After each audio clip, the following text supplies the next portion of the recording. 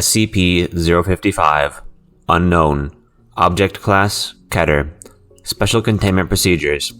Object is to be kept within a 5 by 5 by 2.5 meter square room constructed of cement, 50 centimeters thickness, with a Faraday cage surrounding the cement walls.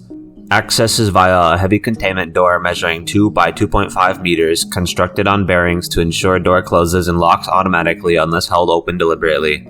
Security guards are not to be posted outside SCP-055's room. It is further advised that all personnel maintaining or studying other SCP objects in the vicinity try to maintain a distance of at least 50 meters from the geometric center of the room, as long as this is reasonably practical. Description: SCP-055 is a self-keeping secret, or anti-meme. Information about SCP-055's physical appearance as well as its nature, behavior, and origins is self-classifying. To clarify, how Site-19 originally acquired SCP-055 is unknown. When SCP-055 was obtained, and by whom, is unknown.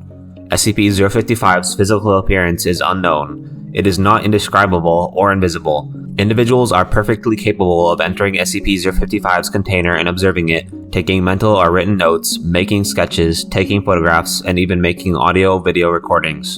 An extensive log of such observations is on file. However, information about SCP-055's physical appearance leaks out of a human mind soon after such an observation.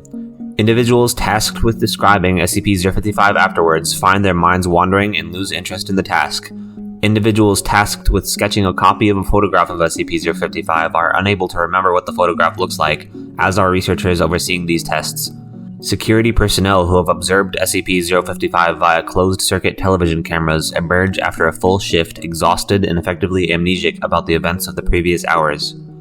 Who authorized the construction of SCP-055's containment room and why it was constructed in this way, or what the purpose of the described containment procedures may be, are all unknown. Despite SCP-055's container being easily accessible, all personnel at Site-19 claim no knowledge of SCP-055's existence when challenged. All of these facts are periodically rediscovered, usually by chance readers of this file, causing a great deal of alarm. This state of concern lasts minutes at most, before the matter is simply forgotten about. A great deal of scientific data has been recorded from SCP-055, but cannot be studied. At least one attempt has been made to destroy SCP-055, or possibly move it from containment at Site-19 to another site, meeting failure for reasons unknown. SCP-055 may present a major physical threat, and indeed may have killed many hundreds of personnel, and we would not know it. Certainly it presents a gigantic memetic mental threat, hence its Keter classification. Document 055-1. An analysis of SCP-055. The author puts forward the hypothesis that SCP-055 was never formally acquired by and is, in fact, an autonomous or remotely controlled agent inserted at Site-19 by an unidentified third party for one or all of the following purposes. 1. To silently observe or interfere with activities at Site-19. 2. To silently observe or interfere with activities at other SCP locations. 3. To silently observe or interfere with activities of humanity worldwide. 4. To silently observe or interfere with other SCP objects. 5. To silently observe or interfere with. No action to counter any of these potential threats is suggested, or indeed theoretically possible. Addendum A. Hey, if this thing really is an anti-meme, why doesn't the fact that it's an anti-meme get wiped? We must be wrong about that somehow. Wait a minute, what if we were to keep notes about what it isn't? Would we remember those? Bartholomew Hughes, NSA. Document 055-2. Report of Dr. John Marichek.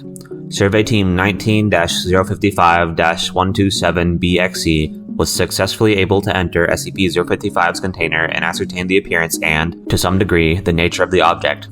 Notes were taken according to the project methodology. See. After which the container was sealed again. Excerpt of a transcript from personnel debriefing follows. Dr. Hughes. Okay, I'm gonna need to ask you some questions about number 55 now. Number what? Dr. Hughes. SCP Object 55, the object you just examined. I don't know what you're talking about. I don't think we have a 55.